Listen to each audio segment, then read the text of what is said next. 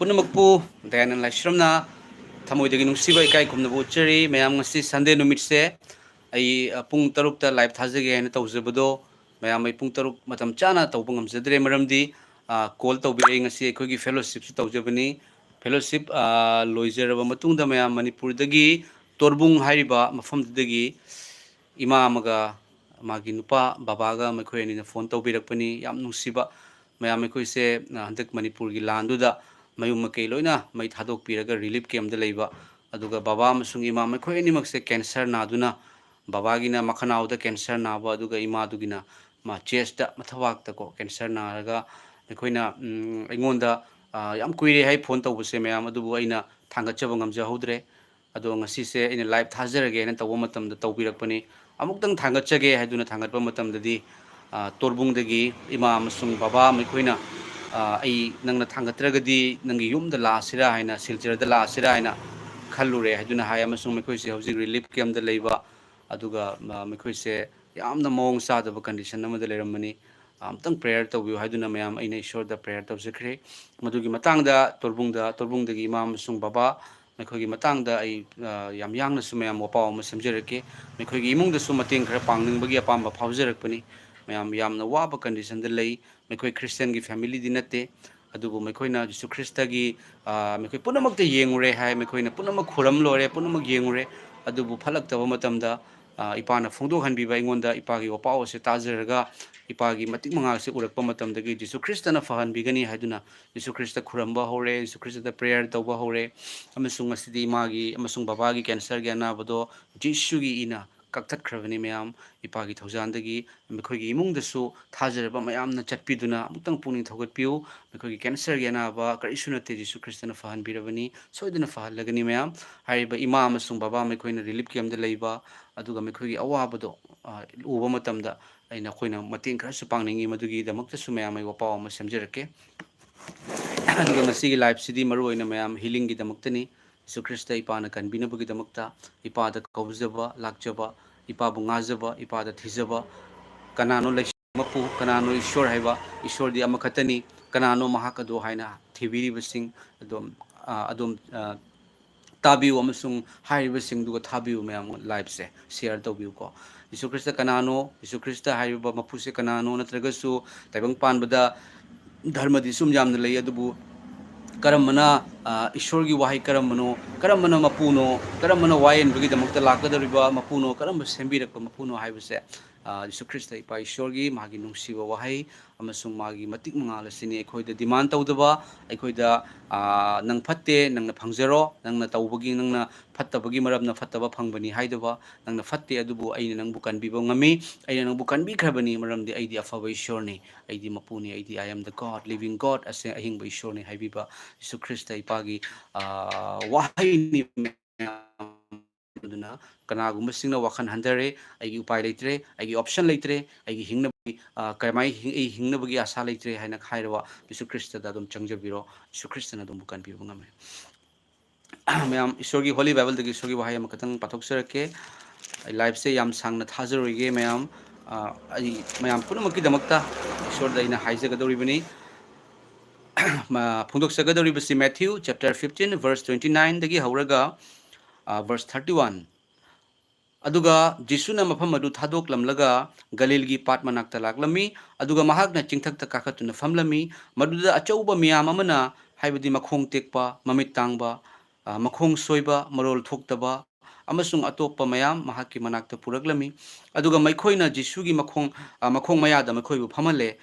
अदुगा महाकना मैखोइबु फहनबिरमे मरुदा मरोल थोक्तबसिंगना वांगांगबा मखोंग सोइनाइबसिंगना फबा मखोंग टेकपसिंगना चटपा अमसुंग ममित तांगबसिंगना उबा मियाम अदुना ngakladuna Israel gi ईश्वरबु थागचरमे पाथोख्रबा इपागी वाहै असि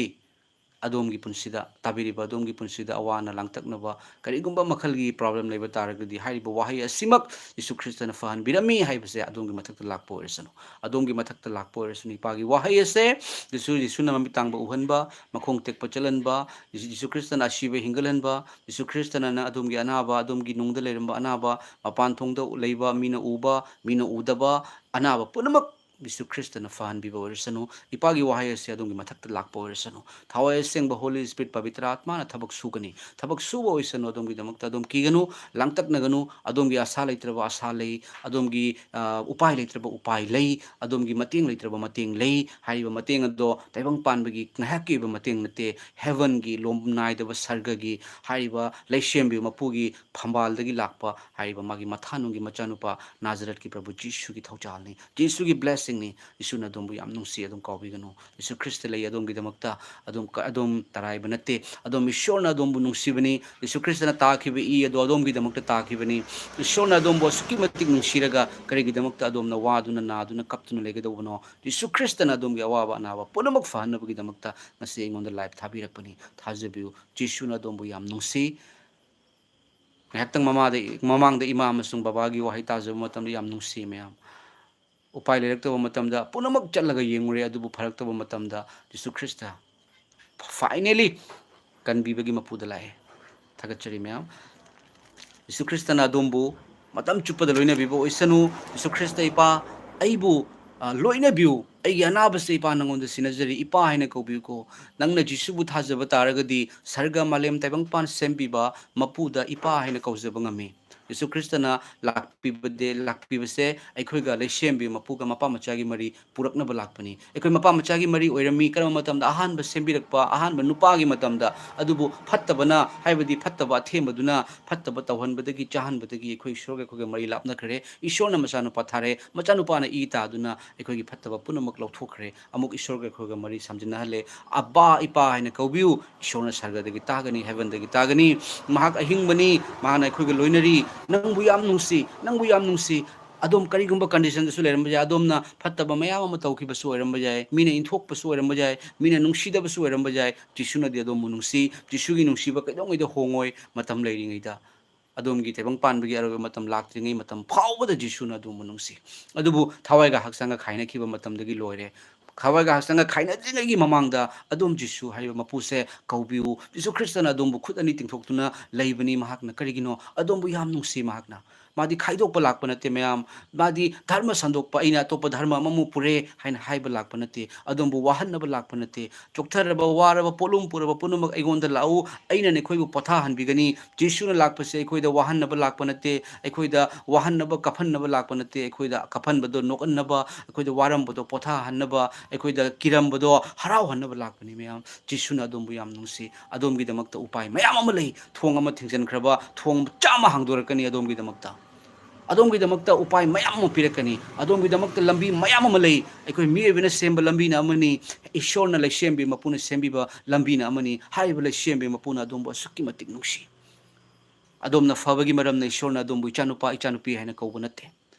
मियब कना फब लेबगे मियब कना सु परफेक्ट ओइदे मैम मी कना अमतसु मपुंग फादे मी पुनमक पाप चेले ईश्वर की मतिक मंगालदगी सोथै अदुबु ख्रिस्त जिसुद लेबा हंदोक पीबदुगी मपालना इपा ईश्वर की यहोवा इपा की थौजालना लेमना चुमन भी है फ्री ऑफ कॉस्ट लेमना अखोइबु कनबी मैम करिगी दमकता अखोइबु जिसुना सुक्की मतिक नुंसीख्रे ईश्वर इपा ईश्वरना सुक्की मतिक अखोइबु नुंसीख्रे जिसुना ई ताबम फावबदा अखोइगी दमकता खनखी एगी चासिंगना इचानुपासिना इचानुपीसिना हिंगनबगी दमकता ई वाजरगे अफब मपा अफब ममा अगी चाना पुंसी नुंसांग हौनबगीदमकता अगी चाना रोंगाय याइफनबगीदमकता ममा मपाना थबक कन सुना सुदुना मचासिंगीदमकता लौफम लौलम मयाम पैसा लुपा थंबीरमगुमना यीशु ख्रिस्त इपा ईश्वरना मांगोंददी पैसागी मथौ तादे मा पुनमक नुमिथा सेंबीबा मपुनी माना करी थंबीरमी मयाम माना अखोइगीदमकता हिंगबा ईश्वर थवाय सेंगबा living God थंबीरमी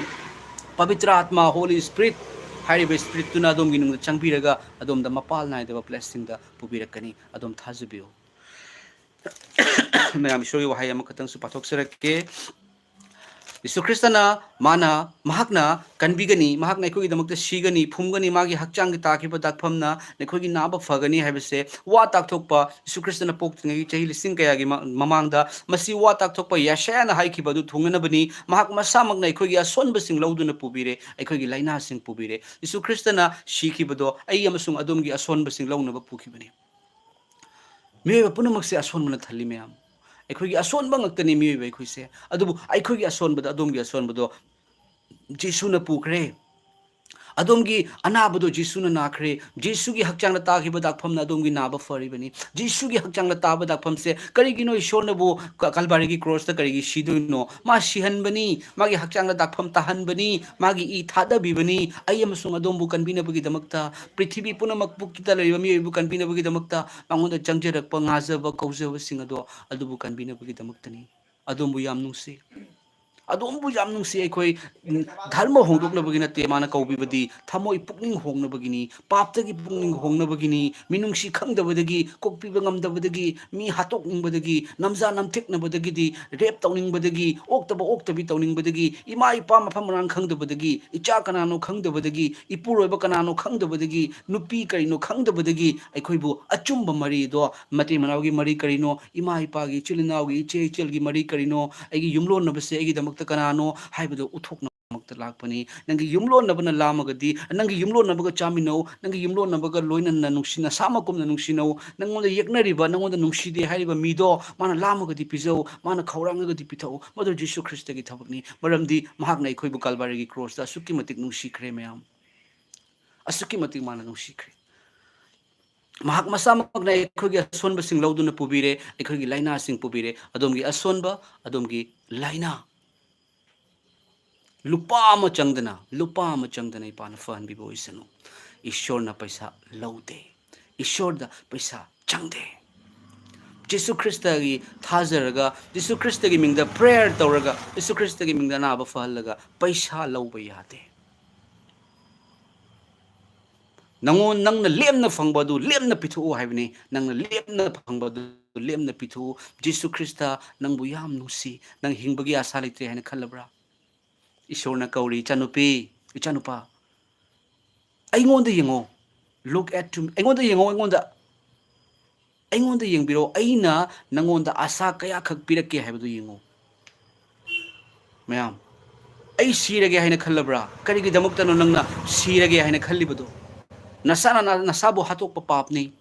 nang karigi damukta nasana nasa hatok kadoribano ai leirisidi aingonda kauro aigi thawrangna nangbu fahangani nangi aning mana natte ekhoi mioi bana kariguba posak ama pambase kudak ta pami urgent adubu apambagi loiba naide ishorne pirak pathabakti thengda khibiyai pidi pirani adubu nangong nang adomna phangko matamda asukki matik adom haraugani mayam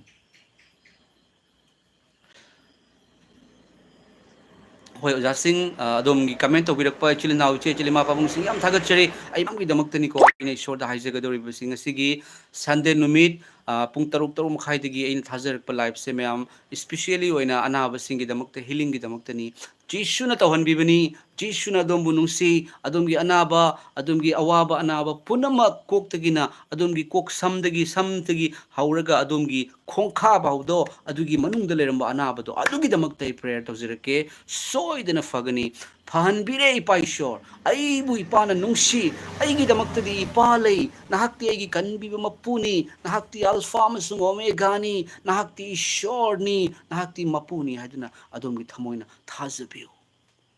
adom na thajabiu Jisuna adom bu yam nungsi Jesu Christana adom bu yam nungsi mayam kan hingaroi sirani aina khalambase aini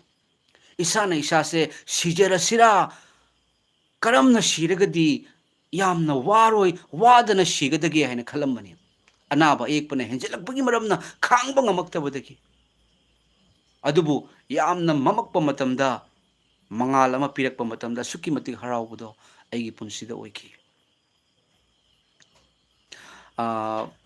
mayam kamina matang pathoksagi ko Rominas karate word kakabu kadai dagi no haibse aise Assam gi silchar dagi ni silchar gi manakta lejabani ko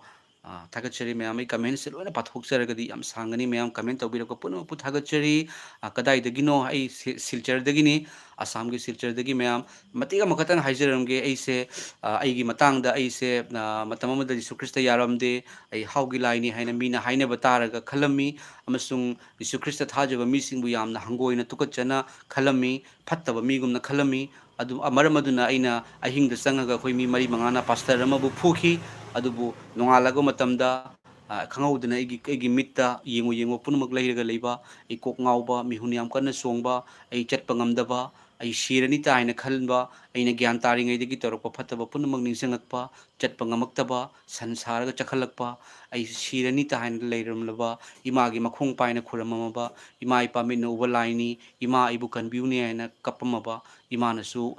ꯅꯪꯅ ꯇꯧꯔꯤꯁꯤ ꯀꯔꯤꯅꯣꯅꯦ ꯏꯆꯥꯅꯨꯄꯥ ꯍꯥꯏꯅ ꯀꯞꯄꯛꯑꯕ ꯑꯗꯨꯃꯥꯏꯅ ꯇꯧꯔꯒ ꯂꯩꯔꯕ ꯑꯩꯒꯤ ꯄꯨꯟꯁꯤꯅꯤ ꯃꯌꯥꯝ ꯂꯩꯔꯝꯕ ꯑꯗꯨꯕꯨ ꯖꯤꯁꯨ ꯈ꯭ꯔꯤꯁꯇ ꯑꯩꯈꯣꯏꯅ ꯐꯨꯈꯤꯕ ꯄꯥꯁꯇꯔꯗꯨꯅ ꯑꯩꯉꯣꯟꯗ ꯀꯝꯄ꯭ꯔꯣꯃꯥꯏꯁꯀꯤ ꯀꯧꯔꯒ ꯑꯩꯒꯤꯗꯃꯛꯇ ꯃꯃꯤꯠꯇꯒꯤ ꯃꯄꯤ ꯇꯥꯔꯒ ꯀꯞꯄꯤꯈꯤ ꯖꯤꯁꯨ ꯅꯪꯗꯤ ꯀꯟꯕꯤꯕ ꯂꯥꯛꯄꯅꯤ ꯃꯈꯣꯏꯕꯨ ꯀꯟꯕꯤꯌꯨ ꯍꯥꯠꯇꯣꯛꯄꯤꯒꯅꯨ ꯃꯈꯣꯏ ꯄꯥꯄꯤ ꯑꯣꯏꯕꯒꯤ ꯃꯔꯝꯅ ꯈꯪꯖꯗꯕꯒꯤ ꯃꯔꯝꯅ ꯇꯧꯖꯕꯅꯤ ꯍꯥꯏꯅ ꯅꯨꯃꯤꯠꯇꯨꯗ ꯑꯩꯒꯤ ꯊꯃꯣꯏꯗ ꯏꯁꯣꯔꯅ ꯋꯥ ꯉꯥꯡꯈꯤ ꯖꯤꯁꯨ ꯈ꯭ꯔꯤꯁꯇ ꯊꯥꯖꯕ ꯃꯤꯁꯤꯡꯁꯦ ꯈ꯭ꯔꯤꯁꯇꯤꯌꯟꯁꯤꯡꯁꯦ ꯋꯥꯔꯜꯗ ꯅꯝꯕꯔ ꯋꯥꯟꯅꯤ ꯈ꯭ꯔꯤꯁꯇꯤꯌꯟ ꯍꯥꯏꯔꯤꯕ ꯀꯩꯅꯣꯁꯦ ꯈ꯭ꯔꯤꯁꯇꯤꯌꯟ ꯑꯁꯤ ꯙꯔꯃ ꯑꯃ ꯅꯠꯇꯦ ꯌꯍꯨꯗꯤꯁꯤꯡ ꯐꯥꯔꯤꯁꯤꯁꯤꯡꯅ ꯖꯤꯁꯨ ꯈ꯭ꯔꯤꯁꯇꯒꯤ ꯃꯇꯤꯛ ꯃꯉꯥꯜ ꯎꯔꯛꯄ ꯃꯇꯝꯗ ꯖꯤꯁꯨꯒꯤ ꯇꯨꯡꯏꯟꯕꯁꯤꯡꯗ ꯆꯩꯕꯒ ꯂꯣꯏꯅꯅ ꯊꯣꯟꯈꯤꯕ ꯃꯤꯡꯂꯦꯟꯅꯤ ꯍꯥꯏꯔꯤꯕ ꯖꯤꯁꯨ ꯈ꯭ꯔꯤꯁꯇ ꯊꯥꯖꯔꯤꯕ ꯃꯤꯁꯤꯡꯅ ꯋꯥꯔꯜꯗ ꯈ꯭ꯋꯥꯏꯗꯒꯤ ꯍꯦꯟꯅ ꯃꯁꯤꯡ ꯆꯥꯝꯃꯤ ꯖꯥꯇꯤ ꯄꯨꯝꯅꯃꯛꯇ ꯖꯤꯁꯨ ꯊꯥꯖꯕ ꯂꯩ ꯑꯩꯈꯣꯏꯅ ꯍꯥꯎꯒꯤ ꯂꯥꯏꯅꯤ ꯍꯥꯏꯕꯗꯣ ꯇꯥꯏꯕꯪ ꯋꯥꯔꯜꯗ ꯂꯩꯔꯤꯕ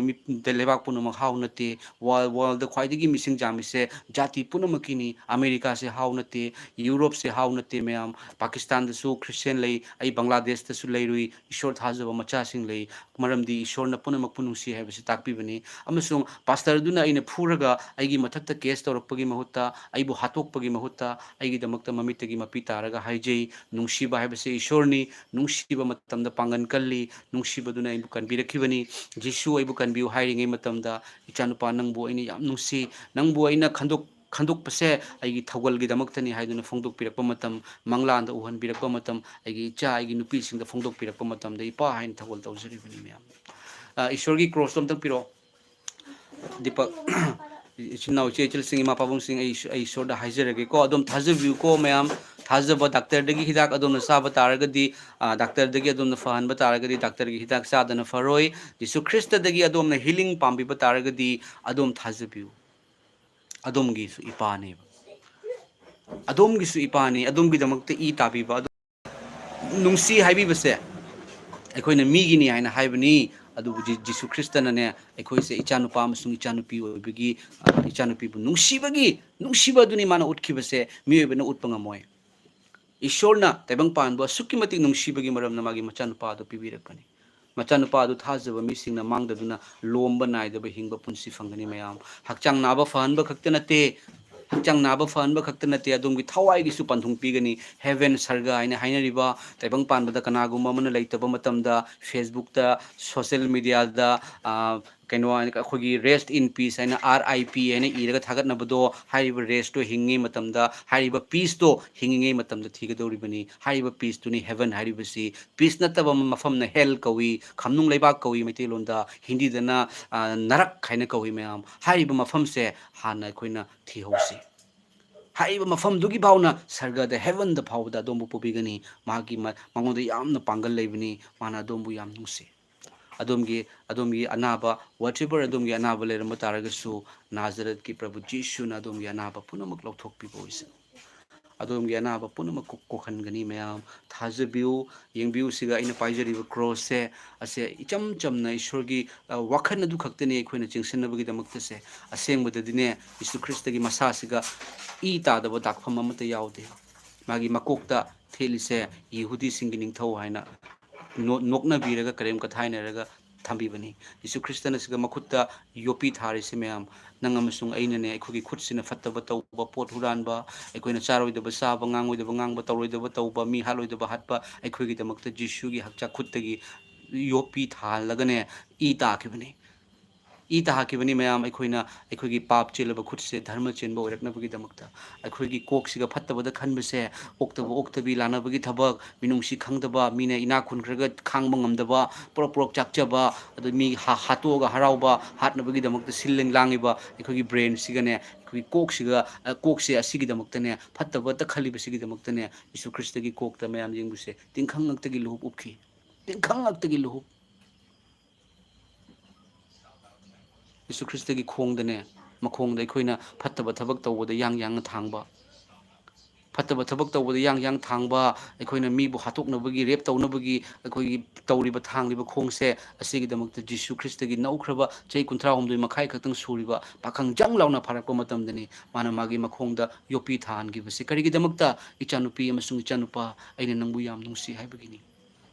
ꯑꯗꯨꯕꯨ ꯏꯁꯣꯔꯅ ꯁꯤꯕ ꯌꯥꯗꯦ ꯍꯨꯝꯅꯤ ꯁꯨꯕ ꯅꯨꯃꯤꯠꯇ ꯍꯤꯡꯒꯠꯈꯤ ꯃꯌꯥꯝ ꯍꯥꯏꯖꯅꯕ ꯅꯠꯇꯦ ꯍꯤꯡꯒꯠꯇꯅ ꯍꯤꯡꯒꯠꯂꯤ ꯍꯥꯏꯕ ꯌꯥꯕ꯭ꯔꯥ ꯖꯤꯁꯨ ꯈ꯭ꯔꯤꯁꯇꯅ ꯍꯤꯡꯒꯠꯄ ꯅꯨꯃꯤꯠꯁꯦ ꯑꯦꯁꯇꯔ ꯁꯟꯗꯦ ꯍꯥꯏꯅ ꯋꯥꯔꯜꯗꯅ ꯉꯛꯏ ꯃꯌꯥꯝ ꯋꯥꯔꯜꯗꯅ ꯉꯛꯏ ꯖꯤꯁꯨ ꯈ꯭ꯔꯤꯁꯇ ꯍꯥꯏꯅ ꯄꯥꯏꯖꯔꯤꯕꯁꯦ ꯃꯌꯥꯝ ꯁꯦ ꯑꯩꯈꯣꯏ ꯋꯥꯈꯜꯅ ꯁꯥꯒꯠꯄ ꯅꯠꯇꯦ ꯃꯁꯤ ꯍꯤꯁꯇꯣꯔꯤꯀꯦꯜꯅꯤ ꯇꯁꯦꯡꯅ ꯊꯣꯛꯈꯤꯕꯅꯤ ꯖꯤꯁꯨ ꯈ꯭ꯔꯤꯁꯇꯅ ꯄꯣꯛꯄ ꯅꯨꯃꯤꯠꯇꯒꯤ ꯆꯍꯤ ꯃꯁꯤꯡ ꯊꯤꯕ ꯍꯧꯈꯤ ꯑꯩꯈꯣꯏꯅ ꯍꯥꯏꯅꯕꯗꯣ ꯃꯩꯇꯩꯂꯣꯟꯗ ꯈ꯭ꯔꯤꯁꯇꯒꯤ ꯆꯍꯤ ꯏꯪ ꯀꯨꯝꯖꯥ 2023 ꯁꯨꯔꯦ ꯈ꯭ꯔꯤꯁꯇꯒꯤ ꯆꯍꯤ ꯈ꯭ꯔꯤꯁꯇꯅ ꯄꯣꯛꯈꯤꯕꯗꯒꯤ ꯍꯥꯏꯕꯗꯤ ꯍꯤꯁꯇꯣꯔꯤꯀꯦꯜ ꯅꯠꯇ꯭ꯔ ꯃꯌꯥꯝ ꯃꯍꯥꯛ ꯑꯃꯨꯛ ꯋꯥꯌꯦꯟꯕꯒꯤꯗꯃꯛꯇ ꯂꯥꯛꯀꯅꯤ ꯇꯥꯏꯕꯪ ꯄꯥꯟꯕꯒꯤ ꯑꯔꯣꯏꯕ ꯃꯇꯝꯗ ꯍꯥꯏꯕꯁꯦ ꯍꯣꯂꯤ ꯕꯥꯏꯕꯜꯅ ꯃꯔꯤꯛ ꯆꯨꯝꯅ ꯍꯥꯏꯔꯤꯕ ꯃꯇꯝ ꯑꯗꯨꯗ ꯌꯥꯎꯗꯒꯤ ꯍꯥꯃꯦꯡ ꯈꯥꯏꯗꯣꯛꯄꯒꯨꯝ ꯙꯔꯃ ꯆꯦꯟꯕ ꯄꯥꯞ ꯆꯦꯟꯕ ꯈꯥꯏꯗꯣꯛꯀꯅꯤ ꯙꯔꯃ ꯆꯦꯟꯕ ꯀꯅꯥꯅꯣ ꯇꯥꯏꯕꯪ ꯄꯥꯟꯕꯗ ꯂꯩꯇꯦ ꯑꯃꯠꯇꯁꯨ ꯙꯔꯃ ꯆꯦꯟꯕ ꯋꯥꯈꯜ ꯇꯥꯕ ꯑꯃꯠꯇꯁꯨ ꯂꯩꯇꯦ ꯑꯐꯕ ꯑꯃꯠꯇꯁꯨ ꯂꯩꯇ꯭ꯔꯦ ꯃꯤꯑꯣꯏꯕꯁꯦ ꯃꯈꯣꯏꯒꯤ ꯃꯆꯤꯟꯗꯤ ꯀꯥꯊꯣꯛꯄ ꯃꯇꯝꯗ ꯍꯨꯒꯤ ꯂꯤꯟ ꯈꯥꯔꯧꯒꯤ ꯍꯨ ꯆꯦꯜꯂꯤ ꯃꯤꯑꯣꯏꯕꯁꯦ ꯌꯦꯡꯕꯤꯌꯨ ꯍꯧꯖꯤꯛ ꯁꯣꯁꯤꯌꯦꯜ ꯃꯤꯗꯤꯌꯥꯗ ꯑꯀꯥꯝꯄꯦꯠ ꯉꯛꯇ ꯑꯀꯥꯝꯄꯦꯠ ꯉꯥꯡꯉꯒ ꯐꯖꯕ ꯑꯗꯨꯃꯥꯏꯅ ꯑꯀꯥꯝꯄꯦꯠ ꯉꯥꯡꯗ꯭ꯔꯗꯤ ꯚꯤꯗꯤꯑꯣꯁꯤꯡ ꯑꯣꯏꯅꯗ꯭ꯔꯦ ꯃꯌꯥꯝ ꯑꯀꯥꯝꯄꯦꯠ ꯉꯥꯡꯗ꯭ꯔꯗꯤ ꯃꯐꯤ ꯀꯣꯝꯍꯟꯗ꯭ꯔꯗꯤ ꯚꯤꯗꯤꯑꯣꯁꯤꯡ ꯚꯥꯏꯔꯦꯜ ꯑꯣꯏꯗ꯭ꯔꯦ ꯚꯥꯏꯔꯦꯜ ꯑꯣꯏꯅꯕꯒꯤ ꯄꯩꯁꯥ ꯐꯪꯅꯕꯒꯤ ꯍꯥꯏꯅ ꯃꯐꯤ ꯗꯦꯈꯥꯏꯅꯔꯦꯕ ꯃꯌꯥꯝ ꯌꯦꯡꯕꯤꯌꯨ ꯐꯠꯇꯕ ꯑꯀꯥꯝꯄꯦꯠ ꯉꯥꯛꯇꯪ ꯇꯥꯟꯅꯗꯕ ꯋꯥꯍꯩ ꯏꯆꯥꯒꯤ ꯃꯃꯥꯡꯗ ꯏꯄꯨꯔꯣꯏꯕꯒꯤ ꯏꯋꯥꯒꯤ ꯑꯩꯒꯤ ꯅꯨꯄꯤꯒꯤ ꯃꯃꯥꯡꯗ ꯏꯃꯥ ꯏꯄꯥꯒꯤ ꯃꯃꯥꯡꯗ ꯉꯥꯡꯅꯗꯕ ꯋꯥꯍꯩꯁꯤꯡ ꯁꯣꯁꯤꯌꯦꯜ ꯃꯤꯗꯤꯌꯥꯁꯤꯗ ꯊꯜꯂꯤꯕꯅꯤ ꯍꯥꯏꯔꯤꯕ ꯃꯇꯝꯗꯣ ꯃꯄꯨ ꯑꯁꯦ ꯑꯃꯨꯛ ꯂꯥꯛꯀꯗꯧꯔꯦ ꯃꯌꯥꯝ ꯍꯧꯖꯤꯛꯇꯤ ꯑꯗꯣꯝꯅ ꯎꯕ ꯃꯇꯝꯗ ꯃꯈꯨꯠ ꯑꯅꯤꯗ ꯌꯣꯠꯄꯤ ꯃꯈꯣꯡ ꯑꯅꯤꯗ ꯌꯣꯠꯄꯤ ꯊꯥꯔꯒ ꯂꯩꯗꯅ ꯃꯥꯅ ꯑꯃꯨꯛ ꯂꯥꯛꯄ ꯃꯇꯝꯗ ꯃꯩꯒꯤ ꯊꯥꯡ ꯄꯥꯏꯒꯅꯤ ꯁ꯭ꯋꯔꯒꯗꯨꯠ ꯂꯤꯁꯤꯡꯒ ꯂꯣꯏꯅꯅ ꯋꯥꯌꯦꯟꯕꯒꯤꯗꯃꯛꯇ ꯂꯥꯛꯀꯅꯤ ꯍꯥꯏꯔꯤꯕ ꯋꯥꯍꯩ ꯑꯁꯦ ꯃꯨꯁꯂꯤꯝ ꯍꯥꯏꯔꯤꯕ ꯙꯔꯃ ꯑꯗꯨꯒꯤ ꯀꯨꯔꯥꯟ ꯍꯥꯏꯔꯤꯕ ꯂꯥꯏꯔꯤꯛꯇꯣ ꯑꯗꯨꯒ ꯀꯌꯥꯃꯠꯀꯤ ꯃꯇꯝꯗ ꯏꯁꯥ ꯑꯂꯦ ꯁꯂꯥꯝꯅ ꯑꯃꯨꯛ ꯂꯥꯛꯀꯅꯤ ꯍꯥꯏꯅ ꯍꯥꯏꯔꯤꯕ ꯖꯤꯁꯨ ꯈ꯭ꯔꯤꯁꯇꯁꯦ ꯃꯨꯁꯂꯤꯝꯒꯤ ꯀꯨꯔꯥꯟꯗꯁꯨ ꯍꯥꯏꯕꯅꯤ ꯀꯌꯥꯃꯠꯀꯤ ꯃꯇꯝꯗ ꯅꯕꯤꯁꯤꯡꯒꯤ ꯃꯅꯨꯡꯗꯒꯤ ꯂꯥꯛꯀꯗꯧꯔꯤꯕ ꯍꯦꯚꯟꯗꯒꯤ ꯃꯈꯣꯏꯒꯤ ꯖꯟꯅꯠꯇꯒꯤ ꯂꯥꯛꯀꯅꯤ ꯍꯥꯏꯔꯤꯁꯦ ꯖꯤꯁꯨ ꯈ꯭ꯔꯤꯁꯇꯅꯤ ꯑꯩ ꯈꯪꯉꯝꯗꯦ ꯑꯩ ꯄꯥꯁꯇꯔ ꯐꯨꯔꯝꯕ ꯃꯤꯅꯤ ꯏꯄꯥꯅ ꯇꯥꯛꯊꯣꯔꯛꯄ ꯃꯇꯝꯗ ꯎꯍꯟꯕꯤꯔꯛꯄ ꯃꯇꯝꯗ ꯑꯣ ꯏꯄꯥ ꯅꯪꯗꯤ ꯀꯩꯒꯤ ꯀꯟꯕꯤꯕ ꯃꯄꯨꯅꯤꯀꯣ ꯅꯪꯗꯤ ꯑꯩꯒꯤ ꯏꯁꯣꯔꯅꯤꯀꯣ ꯑꯩꯉꯣꯟꯗꯒꯤ ꯂꯨꯄꯥ ꯑꯃ ꯄꯤꯌꯨ ꯍꯥꯏꯗꯦ ꯅꯪ ꯑꯁꯣꯝꯗ ꯁꯨꯃꯥꯏꯅ ꯋꯥꯅꯕꯒꯤꯗꯃꯛꯇ ꯋꯥꯅꯕ ꯍꯥꯏꯗꯦ ꯃꯌꯥꯝ ꯃꯥ ꯋꯥꯍꯟꯕ ꯂꯥꯛꯄ ꯅꯠꯇꯦ ꯀꯟꯕꯤꯕ ꯂꯥꯛꯄꯅꯤ ꯁꯦ ꯑꯩꯒꯤ ꯊꯋꯥꯏꯅꯤ ꯃꯌꯥꯝ ꯑꯁꯨꯛꯀꯤ ꯃꯇꯤꯛ ꯅꯨꯡꯁꯤꯖꯩ ꯃꯔꯝꯗꯤ ꯃꯥꯅ ꯑꯩꯕꯨ ꯌꯥꯝ ꯅꯨꯡꯁꯤꯕꯤꯈ꯭ꯔꯦ ꯀꯟꯕꯤꯔꯛꯈ꯭ꯔꯦ ꯑꯁꯨꯃꯥꯏꯅ ꯂꯦꯞꯇꯨꯅ ꯋꯥ ꯉꯥꯡꯕ ꯉꯝꯃꯝꯒꯗꯧꯕ ꯅꯠꯇꯦ ꯆꯠꯄ ꯉꯝꯃꯝꯗꯕꯅꯤ ꯃꯌꯥꯝ ꯑꯩꯁꯦ ꯎꯔꯨ ꯂꯩꯔꯒ ꯆꯍꯤ 8 9 10 ꯑꯩ ꯋꯥꯈꯤꯕꯅꯤ ꯑꯗꯨꯕꯨ ꯏꯄꯥꯒꯤ ꯅꯨꯡꯁꯤꯕꯗꯤ ꯍꯣꯡꯕ ꯅꯥꯏꯗꯦ ꯂꯣꯡꯕ ꯅꯥꯏꯗꯦ ꯑꯗꯣꯝꯒꯤꯗꯃꯛꯇ ꯍꯥꯏꯖꯔꯒꯦ ꯃꯌꯥꯝ ꯑꯗꯣꯝꯒꯤ ꯑꯅꯥꯕ ꯂꯩꯕ ꯃꯐꯝꯁꯤꯡꯗꯣ ꯑꯗꯨꯒ ꯈꯨꯠ ꯊꯝꯕꯤꯌꯨ ꯑꯗꯣꯝꯒꯤ ꯑꯅꯥꯕ ꯂꯩꯕ ꯃꯐꯝ ꯑब्ꯕꯥ ꯑब्ꯕꯥ ꯑब्ꯕꯥ ꯑब्ꯕꯥ ꯑब्ꯕꯥ ꯊꯥꯒꯠꯆꯔꯤ ꯏꯄꯥ ꯏꯁꯣꯔ ꯑब्ꯕꯥ ꯀꯧꯖꯔꯤ ꯏꯄꯥ ꯊꯋꯥꯏ ꯑꯁꯦꯡꯕ ꯄꯕꯤꯇ꯭ꯔ ꯑꯥꯠꯃ ꯍꯣꯂꯤ ꯁ꯭ꯄꯤꯔꯤꯠ ꯀꯧꯖꯔꯤ ꯏꯄꯥ ꯏꯁꯣꯔꯅ ꯆꯥꯅ ꯄ꯭ꯔꯦꯌꯔ ꯇꯧꯖꯒꯦ ꯏꯄꯥ ꯅꯍꯥꯛꯅ ꯇꯧꯍꯟꯕꯤꯔꯤ ꯖꯤꯁꯨꯅ ꯄ꯭ꯔꯦꯌꯔ ꯇꯧꯍꯟꯕꯤꯔꯤ ꯏꯄꯥ ꯌꯥꯍꯣꯕꯥ ꯏꯄꯥꯅ ꯄ꯭ꯔꯦꯌꯔ ꯇꯧꯍꯟꯕꯤꯔꯤ ꯏꯄꯥ ꯏꯁꯣꯔ ꯑꯩ ꯄ꯭ꯔꯦꯌꯔ ꯇꯧꯖꯒꯦ ꯏꯄꯥ ꯍꯥꯏꯖꯒꯦ ꯏꯄꯥ ꯑꯋꯥꯕ ꯑꯅꯥꯕꯅ ꯊꯜꯂꯤ ꯏꯄꯥ ꯂꯩꯇ ꯂꯥꯏꯔꯅ ꯊꯜꯂꯤ ꯏꯄꯥ ꯏꯁꯣꯔ ꯖꯤꯁꯨ ꯈ꯭ꯔꯤꯁꯇ ꯏꯄꯥꯅ ꯄꯨꯝꯅꯃꯛ ꯂꯣꯏꯕꯤꯈ꯭ꯔꯕꯅꯤ ꯖꯤꯁꯨ ꯈ꯭ꯔꯤꯁꯇꯒꯤ ꯍꯛꯆꯥꯡꯗ ꯇꯥꯈꯤꯕ ꯗꯥꯛꯐꯝꯗ ꯑꯩꯈꯣꯏ ꯅꯥꯕ ꯐꯔꯦ ꯑꯩꯈꯣꯏ ꯁꯤꯔꯔꯣꯏ ꯑꯩꯈꯣꯏ ꯋꯥꯔꯔꯣꯏ ꯑꯩꯈꯣꯏ ꯅꯥꯔꯔꯣꯏ ꯑꯩꯈꯣꯏꯒꯤ ꯑꯅꯥꯕ ꯄꯨꯝꯅꯃꯛ ꯂꯧꯊꯣꯛꯈ꯭ꯔꯦ ꯍꯥꯂꯦꯂꯨꯌꯥ ꯑꯗꯣꯝꯅ ꯅꯥꯕ ꯂꯩꯕ ꯃꯐꯝꯗ ꯈꯨꯠ ꯊꯝꯕꯤꯌꯨꯀꯣ ꯃꯌꯥꯝ ꯊꯥꯖꯕꯤꯌꯨ ꯑꯩꯗꯤ ꯀꯅꯥꯁꯨ ꯅꯠꯆꯗꯦ ꯃꯌꯥꯝ ꯑꯩꯗꯤ ꯖꯤꯔꯣꯅꯤ ꯁꯨꯏꯅꯣꯅꯤ ꯁꯨꯏꯅꯣꯗꯒꯤꯁꯨ ꯄꯤꯛꯄ ꯂꯩꯔꯒꯗꯤ ꯑꯗꯣ ꯑꯩꯅꯤ ꯃꯌꯥꯝ ꯑꯗꯨꯕꯨ ꯑꯩꯅ ꯅꯤꯡꯖꯔꯤꯕ ꯑꯩꯕꯨ ꯀꯟꯕꯤꯔꯛꯈꯤꯕ ꯏꯄꯥ ꯑꯁꯤꯗꯤ ꯅꯤꯡꯊꯧꯁꯤꯡꯒꯤ ꯅꯤꯡꯊꯧ ꯃꯄꯨꯁꯤꯡꯒꯤ ꯃꯄꯨ ꯃꯥꯅ ꯎꯍꯟꯅꯤꯡꯕ ꯃꯤꯉꯣꯟꯗ ꯎꯍꯜꯂꯤ ꯃꯥꯅ ꯇꯧꯍꯟꯅꯤꯡꯕ ꯃꯤꯉꯣꯟꯗ ꯇꯧꯍꯜꯂꯤ ꯃꯥꯅ ꯐꯣꯡꯗꯣꯛꯍꯟꯅꯤꯡꯕ ꯃꯆꯥꯗ ꯃꯥꯅ ꯐꯣꯡꯗꯣꯛꯄꯤ ꯑꯃꯁꯨꯡ ꯑꯩꯈꯣꯏ ꯏꯃꯨꯡꯕꯨ ꯀꯟꯕꯤꯕ ꯑꯃꯁꯨꯡ ꯑꯩꯈꯣꯏ ꯏꯃꯨꯡꯗꯒꯤ ꯏꯁꯣꯔꯒꯤ ꯃꯇꯤꯛ ꯃꯉꯥꯜ ꯐꯣꯡꯗꯣꯛꯅꯕꯒꯤꯗꯃꯛꯇ ꯑꯩꯉꯣꯟꯗ ꯐꯝ ꯍꯥꯞꯄꯤꯕ ꯃꯇꯤꯛ ꯆꯥꯗꯕ ꯑꯩꯕꯨ ꯅꯨꯡꯁꯤꯕꯤꯕ ꯁꯦꯟꯅꯕꯤꯕ ꯊꯧꯒꯜ ꯇꯧꯍꯟꯕꯤꯕ ꯏꯄꯥ ꯏꯁꯣꯔꯅꯤ ꯊꯥꯒꯠꯆꯔꯤ ꯃꯌꯥꯝ ꯑꯗꯣꯝꯒꯤ ꯑꯅꯥꯕ ꯂꯩꯕ ꯇꯥꯔꯒꯗꯤ ꯑꯗꯣꯝꯅ ꯈꯨꯠ ꯊꯝꯕꯤꯔꯣ ꯑꯗꯨꯒ ꯀꯔꯤꯒꯨꯝꯕ ꯑꯗꯣꯝꯒꯤ ꯑꯅꯥꯕ ꯂꯩꯇꯕ ꯑꯗꯨꯒ ꯑꯗꯣꯝꯒꯤ ꯐꯦꯃꯤꯂꯤꯒꯤ ꯄ꯭ꯔꯣꯕ꯭ꯂꯦꯝ ꯂꯩꯔꯒꯁꯨ ꯑꯗꯣꯝ ꯀꯩꯅꯣ ꯇꯧꯕꯤꯌꯨ ꯗ ꯑꯗꯨꯝ ꯈꯨꯠ ꯊꯥꯖꯕꯤꯌꯨ ꯑꯗꯨꯒ ꯃꯆꯥ ꯄꯣꯛꯆꯗꯕꯤ ꯑꯩꯈꯣꯏꯒꯤ ꯃꯧꯁꯤꯡ ꯂꯩꯔꯒꯗꯤ ꯑꯗꯣꯝꯒꯤ ꯄꯨꯛꯁꯤꯒ ꯑꯗꯨꯝ ꯈꯨꯠ ꯊꯝꯕꯤꯌꯨꯀꯣ ꯍꯥꯏꯅ ꯏꯁꯣꯔ ꯑꯩꯒꯤ ꯑꯗꯣꯝꯗꯣꯅ ꯈꯨꯠ ꯊꯝꯕꯤꯔꯒ ꯏꯄꯥ ꯏꯁꯣꯔ ꯑꯩꯒꯤ ꯑꯅꯥꯕ ꯐꯍꯜꯂꯦꯀꯣ ꯑꯩꯒꯤ ꯂꯤꯚꯔꯒꯤ ꯑꯅꯥꯕ ꯏꯄꯥ ꯏꯁꯣꯔ ꯑꯩꯒꯤ ꯂꯤꯚꯔꯒꯤ ꯑꯅꯥꯕ ꯐꯍꯜꯂꯦꯀꯣ ꯀꯤꯗꯅꯤꯗ ꯁ꯭ꯇꯣꯟ ꯂꯩꯕ ꯏꯄꯥ ꯏꯁꯣꯔ ꯑꯩꯒꯤ ꯀꯤꯗꯅꯤꯒꯤ ꯅꯨꯡꯁꯦ ꯏꯄꯥꯅ ꯇꯥꯍꯟꯕꯤꯈ꯭ꯔꯅꯤꯀꯣ ꯑꯗꯣꯝꯒꯤ ꯀꯦꯟꯁꯔꯒꯤ ꯑꯅꯥꯕ ꯂꯩꯕ ꯏꯄꯥ ꯏꯁꯣꯔ ꯑꯩꯒꯤ ꯀꯦꯟꯁꯔꯁꯦ ꯅꯍꯥꯛꯅ ꯂꯧꯊꯣꯛꯈ꯭ꯔꯅꯤꯀꯣ ꯏꯄꯥ ꯏꯁꯣꯔ ꯊꯥꯒꯠꯆꯔꯤ ꯍꯥꯏꯕ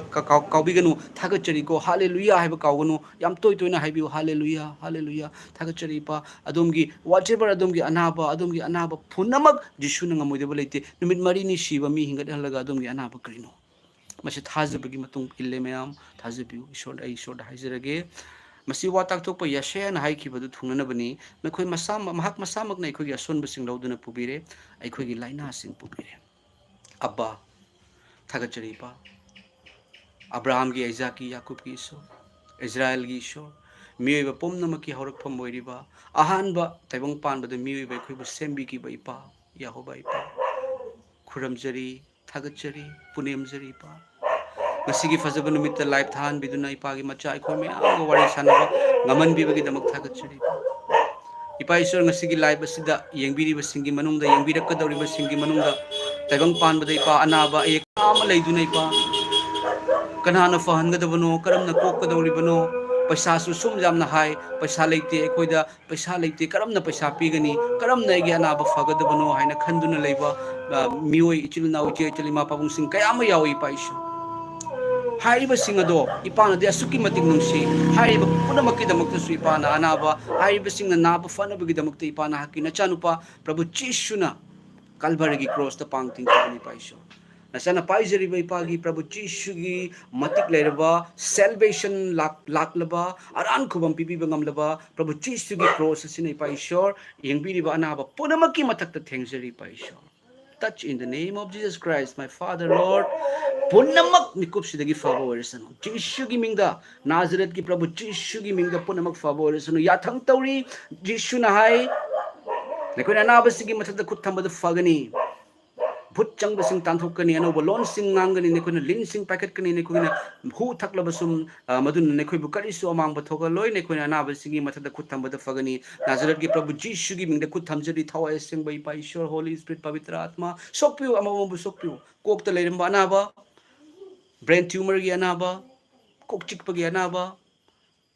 कोक मनंग लेरंबा अनावा पुनमक नाजरत की प्रभु जीशु की मिंग थोकी बसुने इन द नेम ऑफ जीशु की मिंग Jesus Christ live in the name of Jesus जीशु की मिंग दुंगी अनावा कोक की अनावा फाबोसन मंगसम की अनावा मंगसम की खनाव की अनावा मंगसम की कैंसर की अनावा प्रभु जीशु की मिंग नाजरत की पा जीशु की मिंग फाकिबो वरसनो जीशु की हकचांग ताकिबो दाखफमना अदुंगी मंगसम की अनावा मकोक की अनावा फाबो वरसनो थबाक की अनावा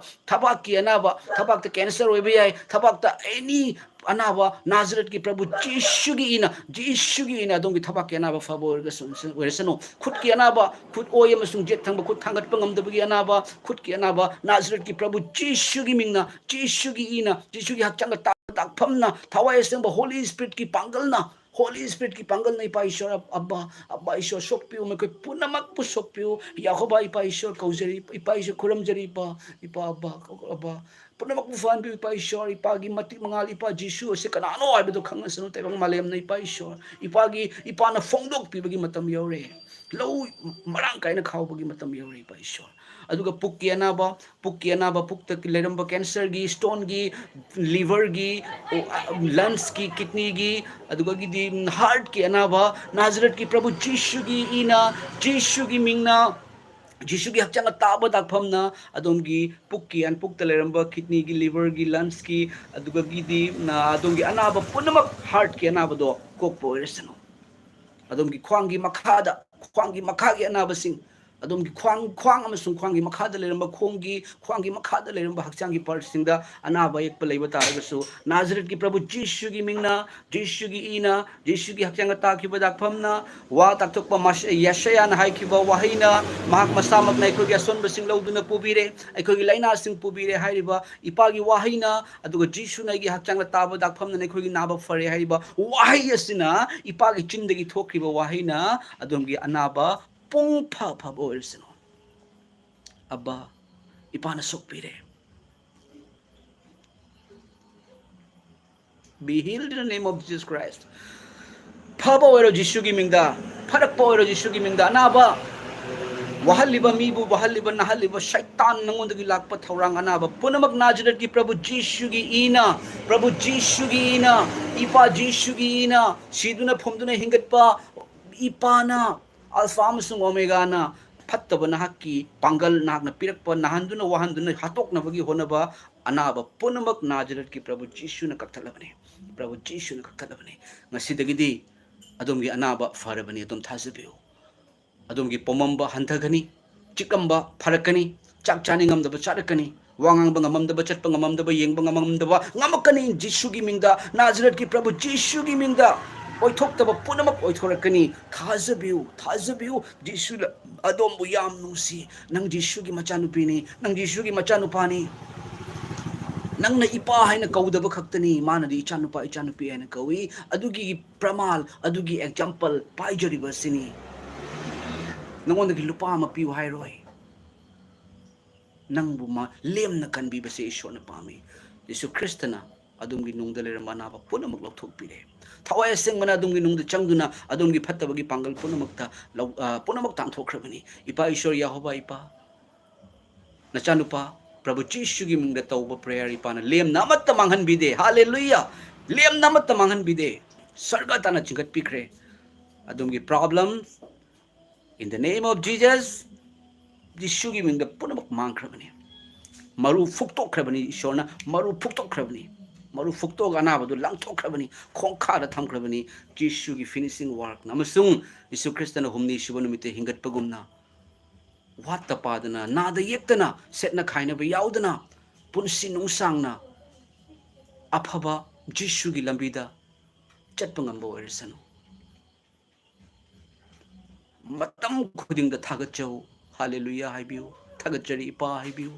hallelujah haiba wahai se sargada leiba swargadur singna ipa ishorda tatna haiba wahaini hallelujah ingam ngamba mapubu thagachari ingam ngamba mapubu thagachari Jisu Krista gi ipa ishor bu thagachari hallelujah Jisu Krista bu thagachari mapa machan upa masung thawai asing ba humma koiba Jisu Krista bu thagachari thawai asing ba Holy Spirit pavitra atma bu thagachari sargada sakhi piba hum leiba amasung amatta oiba ipa ishor bu thagachari Prabhu Jisu nang asidagi adongi punsida marang kai ba blessing ing thaba sargadagi bor marang kai na haithakrabani adom lausinjare ipa aina ba fare aigi awa ba kokchare aingonda ipana lambi meam hangdok pire aingonda ipana sargadagi ing thaba blessing bor marang kai na pinabire amen haina haibiu amen amen amen mea Yesu Kristan adombu matam chupada loina bi voice adom bu yam nungsi ko adom gi maming ipana khangi adom karama mafam dagi no adom gi anabdo adom na mingon da hairam da bayai ko mingon da ikai ram bayai adom na Yesu Kristo da ikai bin ko mana adom bu yam nungsi bani adom gi damakta asa mayam ma lei aduga Yesu Kristo bu thaji hairiba ichil na uche chili ma pawung singi koise Yesu Kristo na kari hai khangbra nekoina hoji hingi base nekoi nasagi damakta nataduna ne nekoi gi damakta shiduna phomduna hingat khiba ibungo mahak ki damakta hingu ibungo mahak na khwai digi pamja base amuka haijaramge awaba anaba da mating pangbiu ngamjaba mating pangbiu yumlon na babu nasama kumna nungsiu phangani haiba khangdaduna pithu laman khumganu jeknaba thamganu jeknaba gi damakta haijabiu jeknaba na lamagadi pizau khaurangagadi pithau Yesu Kristana ne phattaba mi amasung aphaba mi ani maki mathakta nong chuhalli ani maki mathakta numit thokalli phattaba mi duna karama matamda aibu thajaduna pharakadage haina khalli adubu adomdi aphaba ichanupani Jesu gi nangbu yengduna ne sargada Yesu Krista ipana ne momon minok tawduna le ichanupa ai yam yang laage aina laagane nekhoibu aigi manakta matam chuppagi oina leiminanaba aina loba lakke ko mafam dugadi nekhoi kapparoi nekhoi wararoi nekhoi leiti aina su hairaroi nekhoi gi wahang amatta su leiraroi hojikti nekhoina hairi ai karigi wahan biribano ai karigi nahan biribano aduga mafam adududi ipagi mafam da lekol dudi nekhoina wahang amatta leiraroi nekhoi haraubana ngamkhei nairaroi nekhogi setna khaina khiba nama napa nachilna naw thajaba sing punamak unaduna leigani numit thagi kanaba leiraroi ipagi mangal matik mangalna yomagani nungsina da haiba leiraroi ashiba haiba leiraroi Yesu Kristana adombu yam nungsi ipagi thogol hene hene tawminasi adomgi punsida ipana thawaya singba nahaunana haithabirabani amen amen meam thagachari मैं अदोम के अनाब एक पुको कोबनी हेन हेन लोइना भी ओइसनु हेन अदोम दा ईश्वर की blessing लाप ओइसनु अदुगा इरमदा Manipur यीशु ख्रिस्टना टेक्ता कायदना थंबी ओइसनु मैं थागचरी मैं कमेंट तौबीरखिबा तौबीरखरबा पुनमकपु अइना नुंसीबा फोंदोकसरी इचिलनाओ अखोय मयाम की धमकतनिको मयाम अइना तौजरीबसे थाजदबसिंग अदोमगिसु याव तौजबनी अइ थाजदब ओइरमी थीना ngang ओइरमी पासर फुबो ओइरमी अदुबु यीशु ख्रिस्टना अइंगोना थोकपिरकपा मतमददी चानुपा नंगी हानगे अनाबा फहरे हाइरकपा मतमदगी अनाबा फगिबनी यीशुना अदोमबु याम नुंसी मयाम अमुक्तंग अदोम खनबियु अमुक्तंग खनबियु मयाम धर्म होंदोकनबगी नते यीशु ख्रिस्टना यीशु ख्रिस्त थाजबा यीशु ख्रिस्तनने कनादसु नम हादे मैम कनादसु नम हारगा क्रिश्चियन ओहेलगा कानबा लेते नम हादे नुंसीबा नुंसीबसे ख्वाइदगी पांगन कनमनी नुंसीबा हाइबसे ईश्वरनी कनबीबा हाइबसे ईश्वरनी फहनबा हाइबसे ईश्वरगिनी फत्तबगिना करिनो नहानगनी वाहनगनी किहनगनी लांगतकनहनगनी सेटनहनगनी खाइनहनगनी अदुबु यीशु ख्रिस्तनदी खाइनख्रबदो पुलहनगनी कायदा हेवेंदा वात पादबो हेनगनी लंबी मयाम पिरकनी अदुम लांगतकनब पुनमक लौथोखिनी लौथोखिबो ओरसनो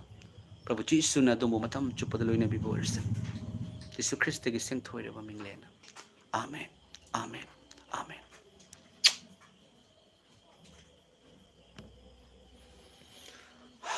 apa